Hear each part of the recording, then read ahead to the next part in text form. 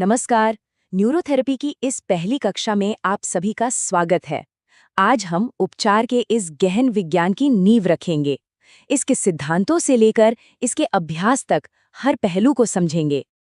तो आज का हमारा सफर कैसा रहेगा? देखिए, हम 5 मुख्य विषयों पर बात करेंगे। सबसे पहले समझेंगे कि न्यूरोथेरेपी का सार क्या है, फिर जानेंगे कि शरीर खुद को ठीक कैसे करता है, यानी आत्म उपचार का विज्ञान।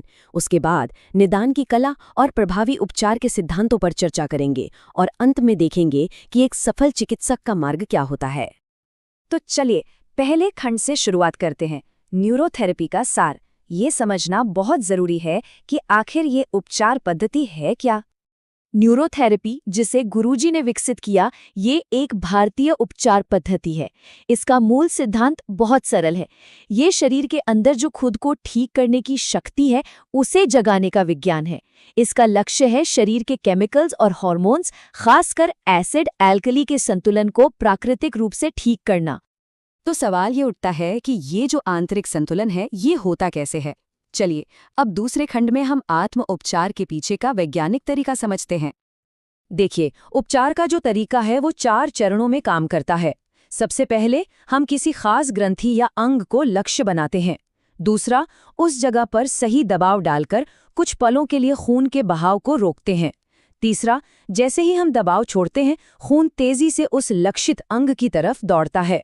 और आखिर में खून का ये बढ़ा हुआ बहाव वहां की रुकावटों को साफ करता है और उस अंग को फिर से सक्रिय कर देता है, उसकी कार्यक्षमता को लौटा देता है। और इस पद्धति का जो दायरा है वो बहुत बड़ा है। ये एसिडिटी और सिरदर्द जैसी आम पुरानी बीमारियों पर तो काम करती ही है, साथ ही सेरेब्रल पॉल्सी और ऑटिज्म जैसी गंभीर विकासात्मक स्थितियों में भी बहुत प्रभावी साबित हुई है। देखिए, कोई भी इलाज तभी कारगर होता है जब उसका निदान यानी डायग्नोसिस सटीक हो। तो हमारे तीसरे खंड में हम न्यूरोथेरेपी में बीमारी की जड़ को समझने की कला को जानेंगे। निदान की प्रक्रिया हमेशा पूरी जानकारी इकट्ठा करने से शुरू होती है। इसमें हम मरीज की मौजूदा मेडिकल रिपोर्ट्स जैसे ब्लड टेस्ट या एमआरआई का बहुत ध्यान से विश्लेषण करते हैं। साथ ही मरीज से उसकी पूरी हिस्ट्री लेते हैं और ब्लड प्रेशर और शुगर जैसे लक्षणों पर रोजाना नजर रखते हैं। हमारे निदान का जो केंद्र बिंदु है वो है एसिड एल्कली का सिद्धांत। जैसा कि आप देख सकते हैं, शरीर के बाएं हिस्से को अम्लीय यानी एसिडिक माना जाता है और दाएं हिस्से को क्षारीय यानी एल्कलाइन। सेहत को बनाए रखने के लिए इस संतुलन को समझना सबसे जरूरी है। हम पेन पॉइंट्स की जांच करते हैं जो शरीर पर कुछ खास बिंदु होते हैं, ये जानने के लिए कि हमारा उपचार कितना असरदार हो रहा है। अच्छा, तो एक बार जब निदान हो गया तो हम उपचार की योजना बनाते हैं। तो खंड 4 उन सिद्धांतों पर है जो एक सफल थेरेपी को सुनिश्चित करते हैं। हर उपचार सत्र के 2 सुनहरे नियम हैं जिन्हें कभी नहीं भूलना। पहला, हमेशा धीरे धीरे सौम्यता से शुरू करें ताकि शरीर को झटका न लगे और वो उपचार को आसानी से स्वीकार कर सके। दूसरा, नाभि के संतुलन को प्राथमिकता दें।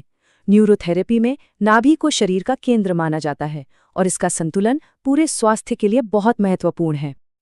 एक सफल उपचार कभी भी अंदाजे पर नहीं होता, ये हमेशा विज्ञान पर आधारित और पहले से नियोजित होता है। हम एक स्पष्ट योजना बनाते हैं और ठीक होने के समय के लिए भी मरीज की अपेक्षाओं को सही रखते हैं। जैसे रिवर्सल का सिद्धांत कहता है कि अगर कोई बीमारी 10 साल पुरानी है तो उसे ठीक होने में कम से कम 10 सप्ताह लग सकते हैं। इस केस स्टडी को देखिए। एक मरीज को हाई ब्लड प्रेशर है जो एक एल्कलाइन स्थिति है, और साथ ही घुटने का दर्द भी है जो एक एसिडिक स्थिति है। अब ये एक विरोधाभास है। अगर हम सिर्फ एक का इलाज करेंगे तो दूसरी समस्या बिगड़ सकती है।